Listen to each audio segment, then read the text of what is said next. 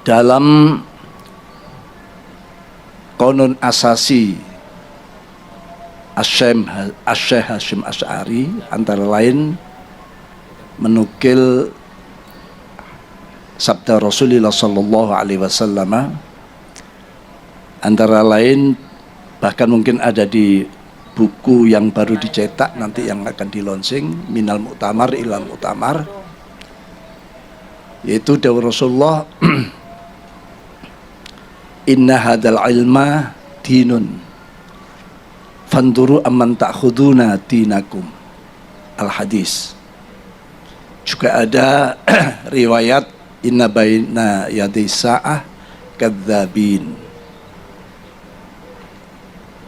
dan beberapa riwayat-riwayat yang lain yang saat ini bukan sekadar relevan tapi penting untuk kita fahami bagaimana Mbah Hasyim Asy'ari memanggil kita semuanya, fahalummu antum kullukum wa man tabi'akum minad du'afa minal fuqara wal aghniya wad du'afa wal aqwiya ila hadil jam'iyah al mubarakah al mausumah binahdlatil ulama fadkhuluha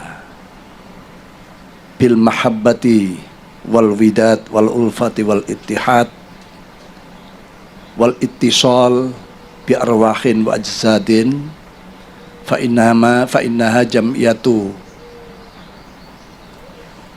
amanin wa adlin wa ihsanin wa islahin wa ihsanin ila akhirih. Beliau memanggil pada satu abad yang lewat, dimanggil semuanya, bahkan arwah kita yang belum lahir pada saat itu terpanggil dengan panggilan beliau. Ayo kesinilah semuanya, datanglah berbondong-bondong kalian nih para ulama dan santri-santri kalian, dengan membawa rasa mahabbah, cinta dan persatuan, ketertautan hati yang terdiri dari para fuqara dan agniya, du'afa dan aqwiya, semuanya untuk menisbatkan diri pada Jam'iyah Nahdlatul Ulama yang mubarakah.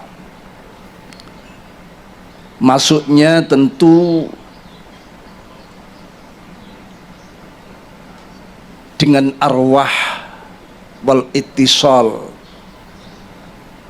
menyatukan ruh perjuangan kita.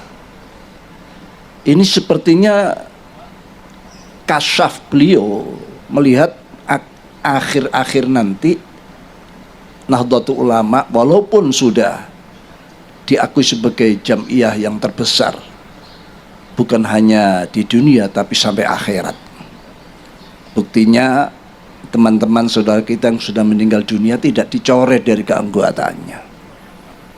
Bahkan mereka yang meninggal pun di Lailatul Istima atau Naharul Istima diumumkan sebagai saudara kita, anggota Nahdlatul Ulama yang telah mendahului kita. Mari kita bacakan suratul Fatihah. Mereka masih dianggap sebagai anggota, saudara dan anggota. Nah ini kalau dijumlah ya, dunia dan akhirat sudah nyata. Dunia saja sudah diakui terbesar di dunia. Tidak ada sebuah organisasi sosial keagamaan yang sebesar Nahdlatul Ulama ini.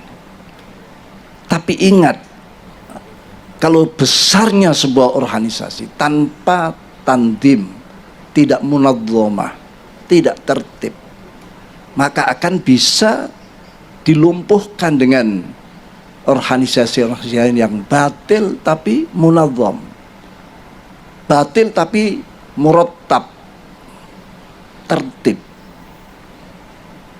Ini yang harus kita sadari. Ya. Bahkan sudah banyak kelompok-kelompok organisasi yang lain mereka ingin giliran.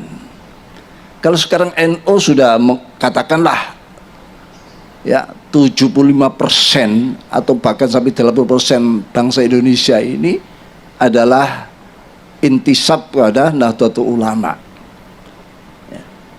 Tapi mereka yang lain juga ingin kapan kita menggantikan posisi Nahdlatul Ulama. Ya. Ini bukan don saja, sudah upaya-upaya ke sana sudah banyak.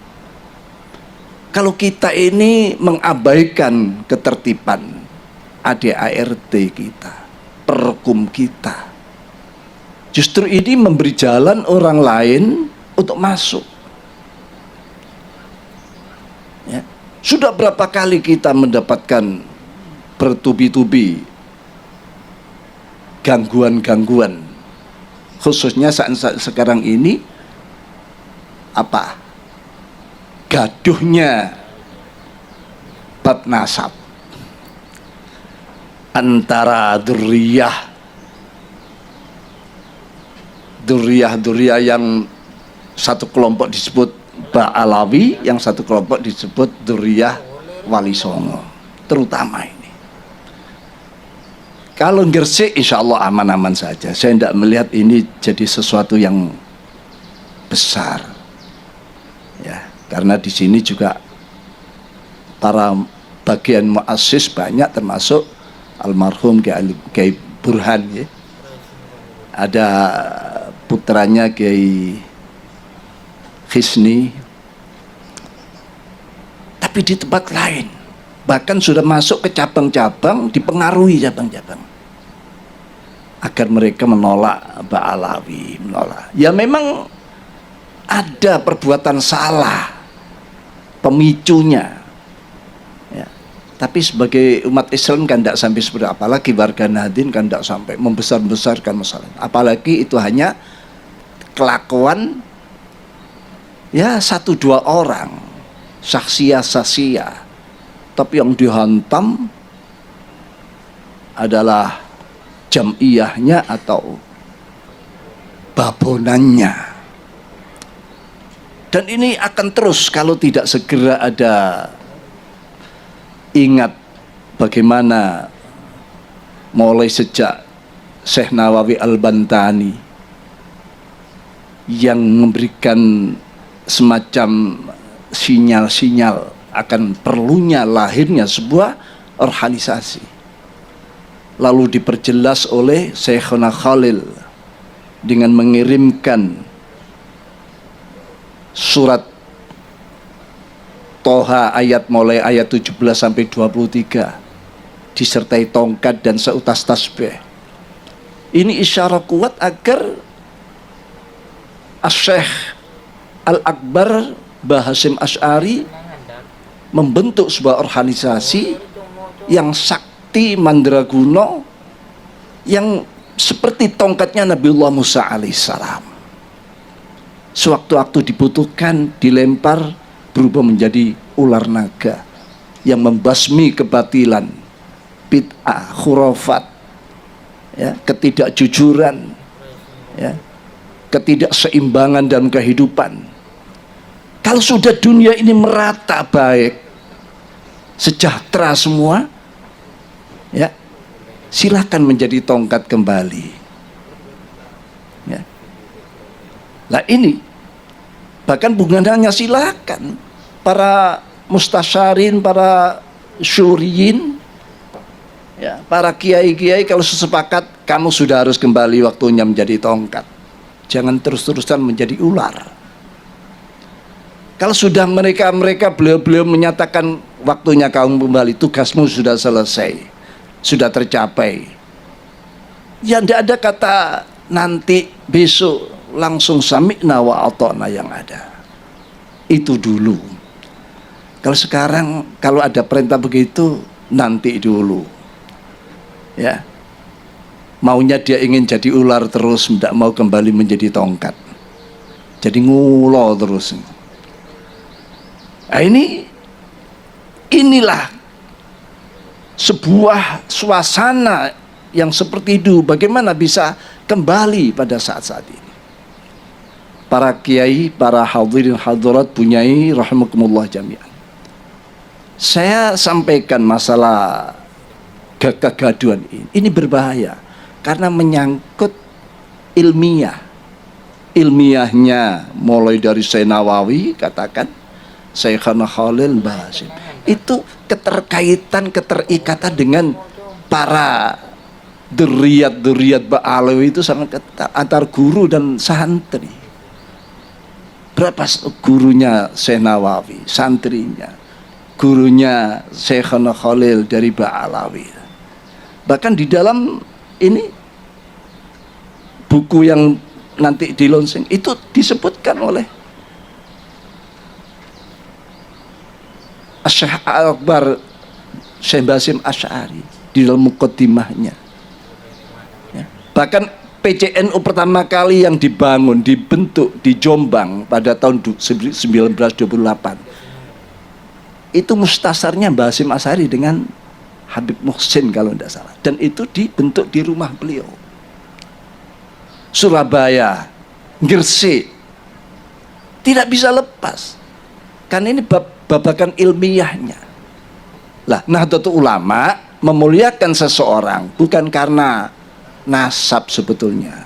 Nasab itu hanya sebagai tanda lambangnya, tapi keilmiahannya, keilmuannya dan ketakwaannya itu. Ini sebetulnya. Jadi tidak membela sana, tidak membela sini sebetulnya. Siapa yang takwa? Siapa dzurriyyahnya Wali Songo? Wong saya ini juga termasuk bagian daripada Nusantara. Kalau belum masuk pada tataran ulama Nusantara, saya ini bagian Nusantara juga. Cintanya pada Wali Songo ya tidak perlu diragukan. Tapi kalau ada orang baik punya jasa, ya itu.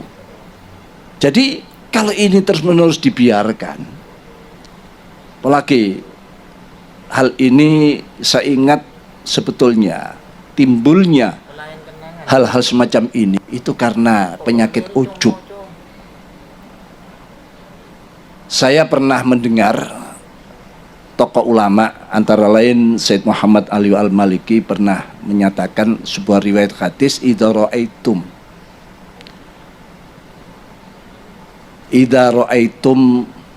syuhan muta'an ya. Wa hawan muttaba'an wa ijabal mar'i bi ra'yi fa'alika bi khasati nafsik. Kalau kamu sudah menemukan gejala-gejala ya. Gejala apa? Syuhan muta'an, kekikiran yang sudah selalu diikuti, kikir untuk kebaikan, perjuangan. Wahawan muttaba dan hawa nafsu yang selalu diikuti, dibuat imam. Wa ijabal mar'i, dan seseorang yang sudah menganggap dia paling benar sendiri, yang lainnya salah. Orang kalau sudah menganggap dirinya paling benar, timbul sifat yang lain, kesombongan, tidak mau menerima kebenaran dari orang. Benar harus dari saya, yang lain tidak boleh. Itu ijabal mar'i. Ini lebih bahaya daripada dosa besar. Kalau dosa besar Allah masih kerso memaafkan, mengampuni, apalagi kalau kita taubat. Tapi kalau ijabul mar'i al-ujub, ini orang sudah menganggap dirinya lepas dengan Allah, dirinya sendiri, tidak ada campur tangan Allah. Ini berbahaya.